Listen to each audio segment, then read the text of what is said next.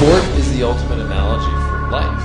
We can use the principles of sport to make better communities, better families, better businesses, better organizations.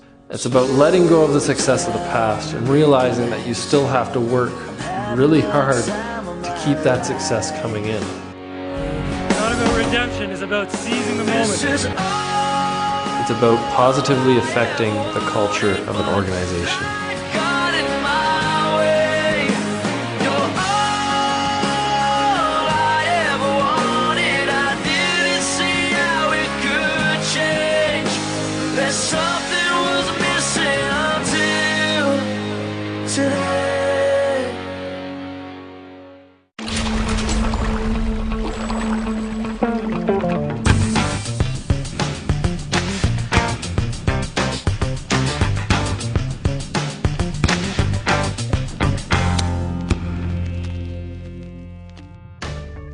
I come from a unique team environment.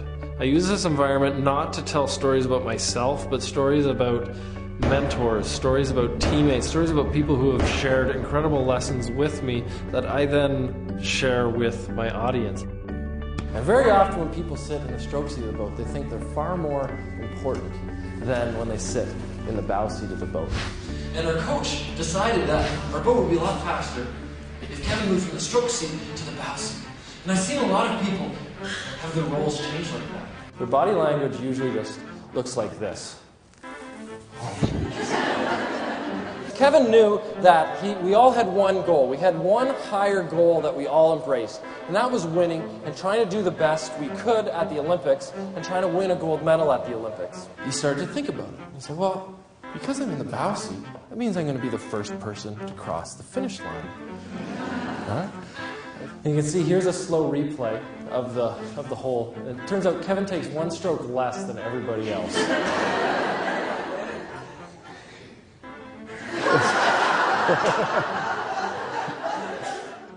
I thought it'd be really neat if I could actually show you what it's like to be in an 8. There's a reason why I didn't go to the Olympics and win the single sculp. There's a reason why I didn't compete as an individual at the Olympics.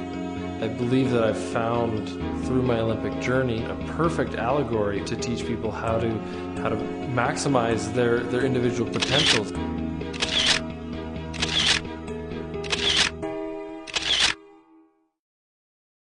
It's about positively affecting the culture of an organization.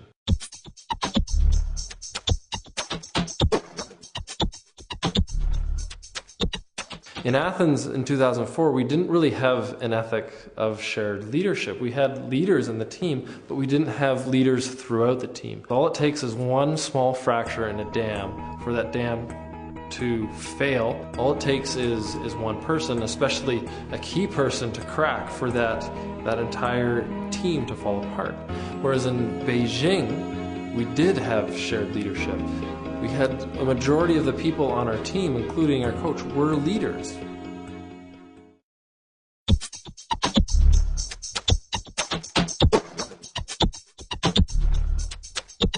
When you're successful, something happens and you start to fall apart. It becomes very difficult to sustain a success. We arrived as prime gold medal hopes for Canada, and we lost.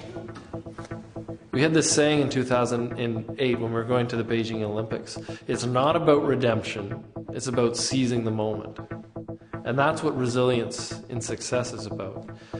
And one of the best lessons I think I learned, and my teammates learned from this experience, was what I call reflect, learn, and grow.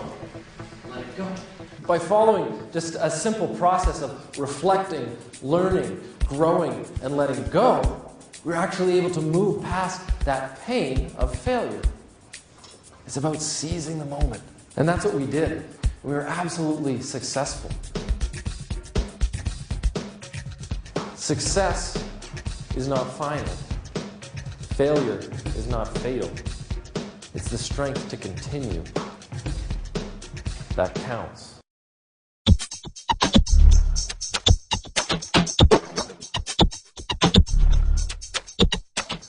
So imagine you're training for the Olympics, and your coach comes up to you, and he has to motivate you. What do you think would be one of the most motivating things he could say. I know what Mike would say to me. He'd come up to me and say, "Do you want to win a gold medal at the Olympics, Adam? Do you?" And really what Mike was saying was, if you want to be an Olympic champion, if you want what you say you want, act like it. Consistently. Now.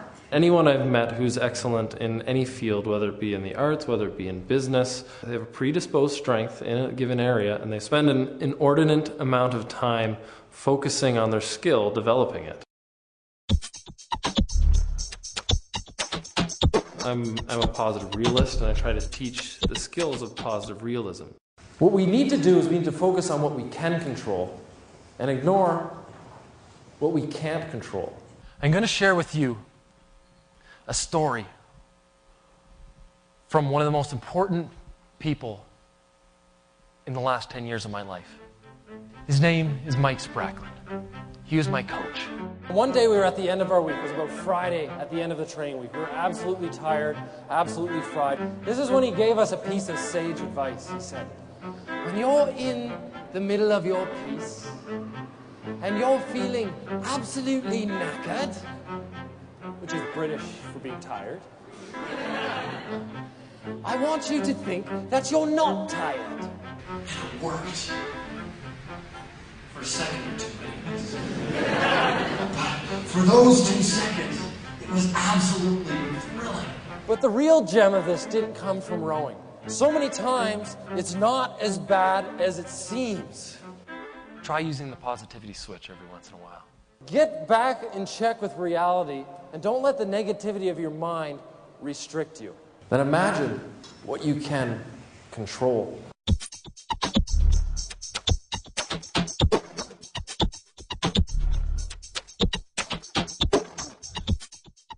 Attention. Here we go, boys. Clear through. Push your legs. Push it clear. Get a nice composure.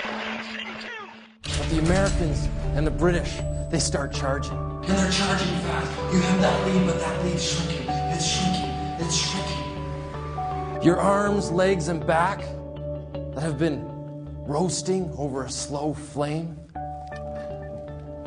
all of a sudden become hotter. The lactic acid builds up, and your brain starts to fog. Your vision starts to get blurry. Stars appear, and the color drops out. The peripheral vision eliminates, and all you have is a single tunnel to look down. And as the boats keep charging, you find yourself in fear. You don't know if you're going to win, and you don't know if you're going to lose. You have to count incredibly on the trust of your teammates, because you know your teammates are trusting in you. And at the point when you feel like you're in the ultimate pit of despair and pain, you hear your coxswain. He's the little guy who sits in the front of the boat. He's your steersman. He's your coach. He's your motivator. He comes over the speakers and he simply says, "Come on, boys. 5 more strokes and you're Olympic champions." It's at this point when all the darkness seems to dissipate and it feels like this beam of light has opened from up above, and it anoints you, and chills start to run up your spine. You feel like you can do anything. You feel like you can do the impossible. And you do the impossible. You cross the finish line as an Olympic champion. And then it hits you.